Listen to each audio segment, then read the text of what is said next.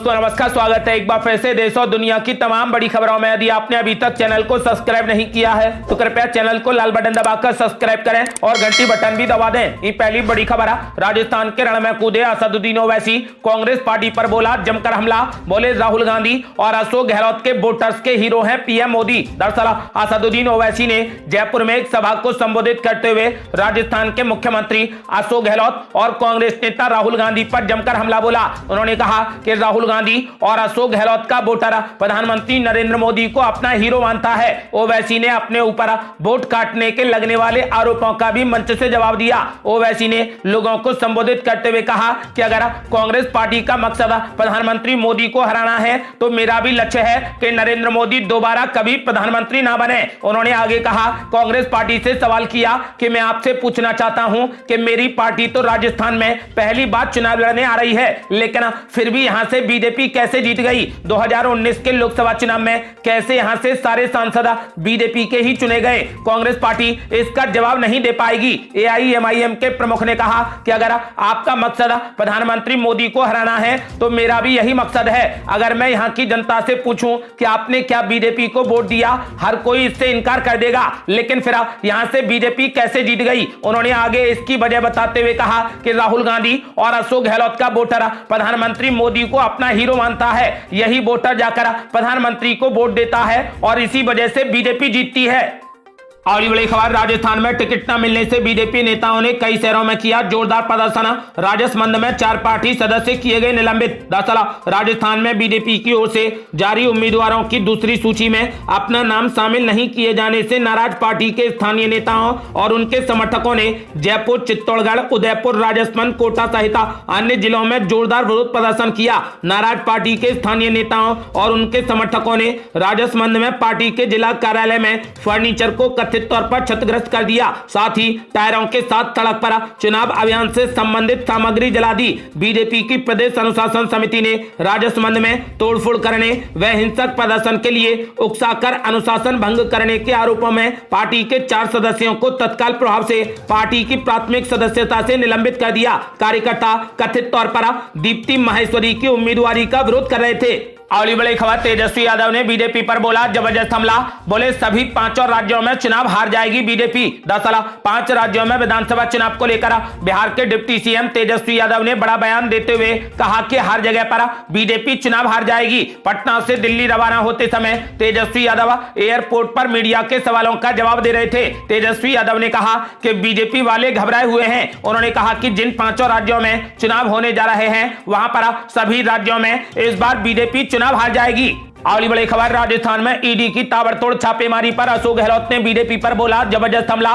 बोले बीजेपी कर रही दुरुपयोग। दरअसल राजस्थान में ईडी की ताबड़तोड़ छापेमारी पर अशोक गहलोत ने बीजेपी पर हमला बोला है। उन्होंने कहा कि बीजेपी एजेंसियों का दुरुपयोग कर रही है। उन्होंने कहा कि राजस्थान में लगातार हो रही ईडी की रेड्स इस बात का सबूत है कि कांग्रेस पार्टी चुनाव जीत रही है। उन्होंने कहा कि राजस्थान की जनता का विश्वास जीतने में असमर्थ भाजपा कांग्रेस को परेशान करने के लिए ईडी का दुरुपयोग कर रही है। अशोक गहलोत ने साफ कर दिया है कि ईडी की छापेमारी इस बात का सबूत है कि राजस्थान में कांग्रेस पार्टी की सरकार बन रही है।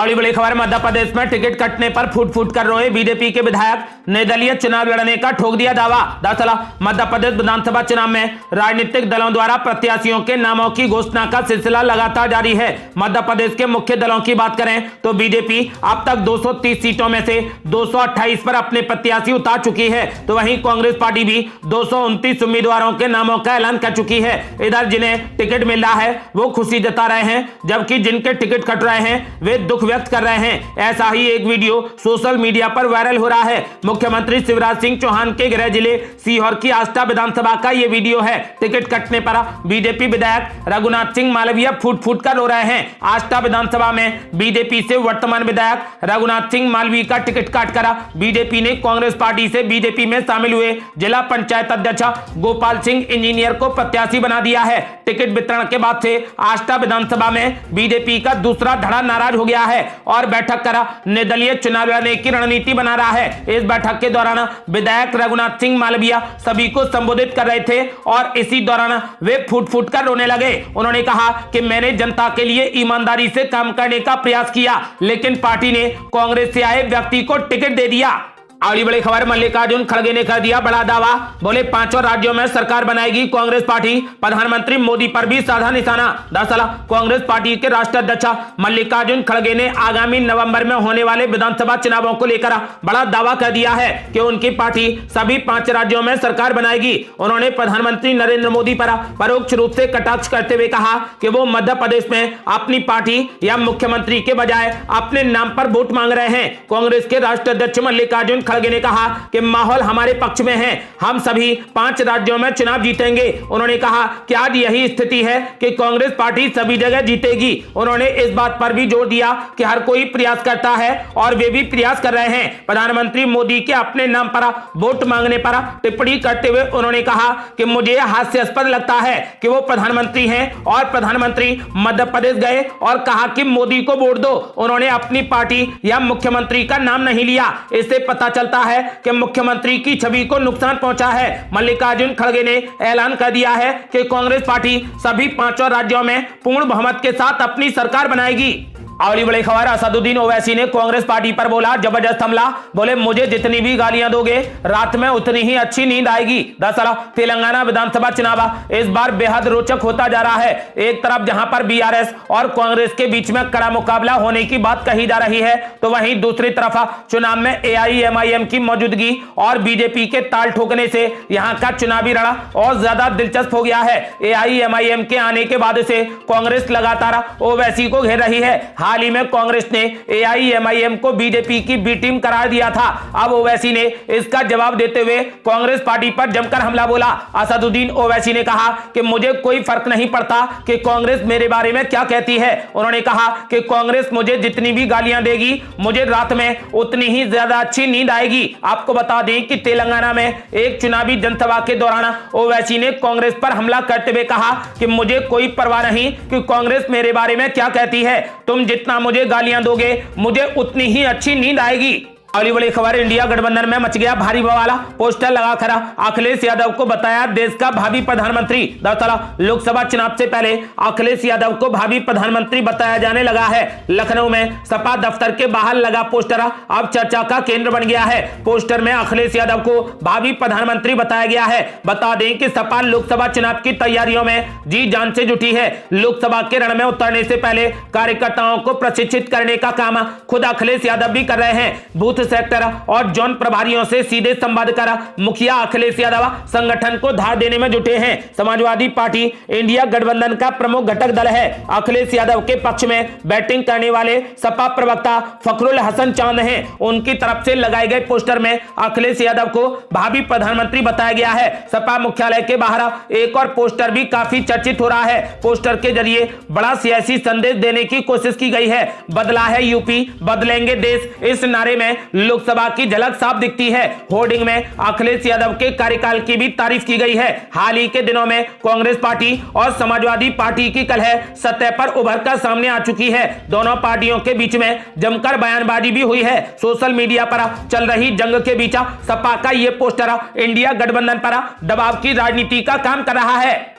अगली बड़ी खबर, पठानकोट पहुंचे पंडित धीरेन्द्र शास्त्री ने दिया बड़ा बयान, बोले ये रघुवर का देश है, बाबर का नहीं। दरअसल बागेश्वर धाम के पंडित धीरेन्द्र शास्त्री पठानकोट पहुंचे। इस दौरान उन्होंने कहा कि पंजाब संतों और वीरों की भूमि है। पंजाब एक समृद्ध भूमि है। राज्य के लोग प्यार करने वाले और बड़े दिल वाले हैं। मेरा लक्ष्य हमारी संस्कृति और सनातन का देश भर में संदेश फैलाना है। उन्होंने कहा कि मैं बस इतना चाहता हूं कि विदेशी शक्तियां गुरुद्वारों और मंदिरों में प्रवेश न करें या फिर निर्दोष हिंदुओं या किसी भी धर्म के लोगों को लालच न दें, इसीलिए मैं देश भर में बढ़ रहा हूं। पंडित धीरेन्द्र शास्त्री ने कहा कि ये रघुवर का देश है, बाबर का नहीं। देश में जब तक उपद्रवियों पर कानून सख्त नहीं किया जाएगा, वे निर्दोष हिंदुओं को लालच देकर उनका धर्म परिवर्तन कराते रहेंगे। जब तक इससे सख्ती से नहीं निपटा जाएगा, ये स्थिति नहीं बदलेगी। उन्होंने कहा कि रघुवर के देश में जब तक विधर्मी लोगों पर शिकंजा नहीं कसा जाएगा, तब तक ये विधर्मी भोले भाले हिंदुओं को, सनातनियों को जगह जगह जाकर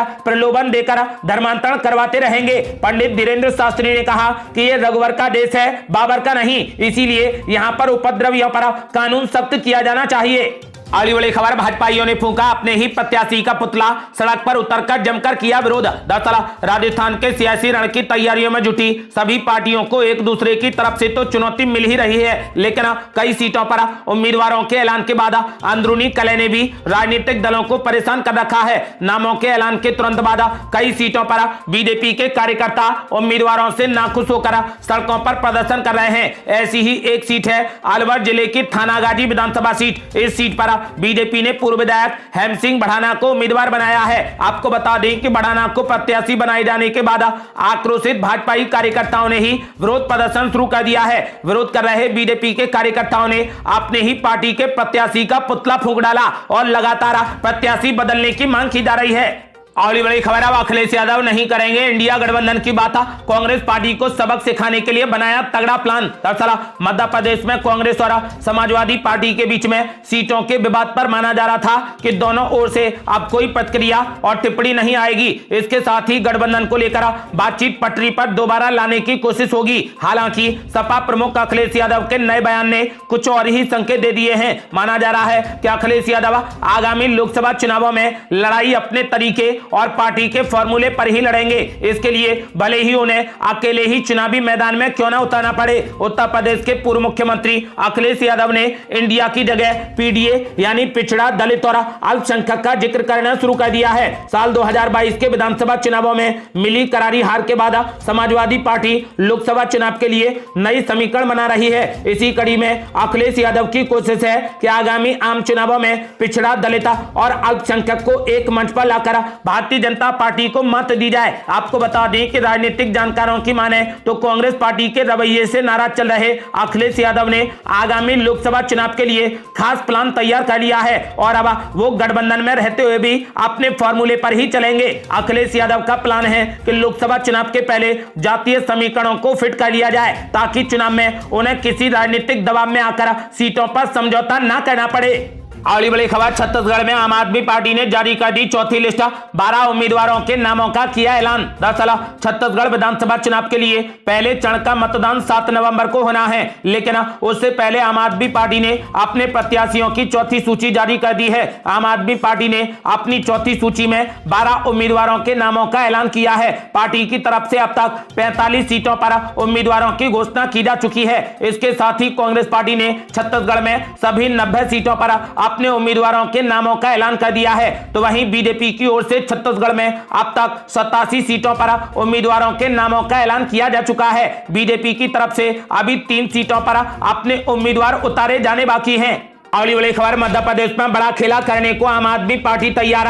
मेयर रानी अग्रवाल को बनाया सिंगरौली से उम्मीदवार। दरअसल आम आदमी पार्टी ने मध्य प्रदेश की सियासत में पार्टी की पहली उपस्थिति दर्ज कराने वाली रानी अग्रवाल को सिंगरौली विधानसभा सीट से आगामी चुनावों के लिए उम्मीदवार बना दिया है। रानी अग्रवाल सिंगरौली की मौजूदा मेयर है और हाल ही में हुए निकाय चुनावों में उन्होंने आम आदमी पार्टी के टिकट पर मेयर पद का चुनाव जीता था। इसी जीत के बूते आम आदमी पार्टी ने बीजेपी और कांग्रेस के बीच मुख्य मुकाबला देखने वाले मध्य प्रदेश में अपनी उपस्थिति दर्ज करा दी थी। रानी अग्रवाल मध्य प्रदेश में आम आदमी पार्टी के अध्यक्ष हैं और अब पार्टी ने उन्हें मध्य प्रदेश के चुनाव में भी पार्टी की उपस्थिति दर्ज करवाने की जिम्मेदारी सौंपते हुए उन्हें सिंगरौली से उम्मीदवार बना दिया है। अगली बड़ी खबर है, मिजोरम में बीजेपी झोंकेगी पूरी ताकत। 30 अक्टूबर को पीएम मोदी करेंगे चुनावी रैली। दरअसल उत्तर पूर्व के मिजोरम राज्य में आगामी 7 नवंबर को चुनाव होने जा रहे हैं। इस चुनाव में बीजेपी की ओर से स्टार प्रचारकों की लिस्ट पहले ही जारी की जा चुकी है। ऐसे में प्रधानमंत्री नरेंद्र मोदी, गृह मंत्री अमित शाह और राष्ट्रीय अध्यक्ष जेपी नड्डा समेत कई शीर्ष नेता जल्द ही चुनाव अभियान में शामिल होंगे। बीजेपी के मिजोरम प्रदेश अध्यक्ष ने कहा कि पीएम मोदी के राज्य का दौरा करने की संभावना है। वो बीजेपी उम्मीदवारों के लिए प्रचार करने के लिए 30 अक्टूबर को ममित शहर में एक बड़ी चुनावी रैली को संबोधित करेंगे। अगली बड़ी खबर, मध्य प्रदेश का झगड़ा रायबरेली और अमेठी में बिगाड़ सकता है कांग्रेस पार्टी का पूरा खेला। सोनिया गांधी और राहुल गांधी की सीट पर हो सकती है बड़ी मुश्किल। दरअसल मध्य प्रदेश में होने वाले विधानसभा चुनाव ने लोकसभा चुनाव 2024 के लिए बने इंडिया गठबंधन की नींव हिला दी है। यहां पर समाजवादी पार्टी और कांग्रेस के बीच में सीट बंटवारे का असर यूपी में भी दिख सकता है। आपको बता दें कि अब बड़े सवाल खड़े हो गए हैं। मध्य प्रदेश में कांग्रेस और सपा के बीच हुई तकरार के बाद सोनिया गांधी और राहुल राहुल गांधी की सीटों को लेकर कई तरीके के सवाल उठने लगे हैं। सबसे पहला सवाल यह है कि क्या 2024 में सोनिया गांधी लोकसभा की सदस्य चुनी जाएंगी? अगर हां तो वो रायबरेली से लड़ेंगी या किसी और सीट से किस्मत आजमाएंगी। दूसरा सवाल यह है कि क्या राहुल गांधी अगला लोकसभा का चुनाव अमेठी से लड़ेंगे या फिर लौटकर वायनाड चले जाएंगे। आपको बता दें कि वहीं समाजवादी पार्टी ने सीटों के बंटवारे को लेकर अब साफ कर दिया है कि समाजवादी पार्टी यूपी में अपने सभी सीटों पर उम्मीदवार उतारेगी। आपको बता दें कि इससे अब सोनिया गांधी और राहुल गांधी दोनों की सीटों पर खतरा मंडरा रहा है। ऐसा माना जा रहा है कि अखिलेश यादव ने यदि सभी बड़ी सीटों पर उम्मीदवार उतार दिए तो फिर इनकी सीट खतरे में पड़ जाएगी। ये थी अब तक की बेहद बड़ी खबरें। रोजाना की ताजा खबरों को जानने और हमसे जुड़ने के लिए चैनल को लाल बटन दबाकर सब्सक्राइब करें और घंटी बटन भी दबा दें। जल्दी मिलते हैं बड़ी अपडेट के साथ, तब तक के लिए जय हिंद, जय भारत।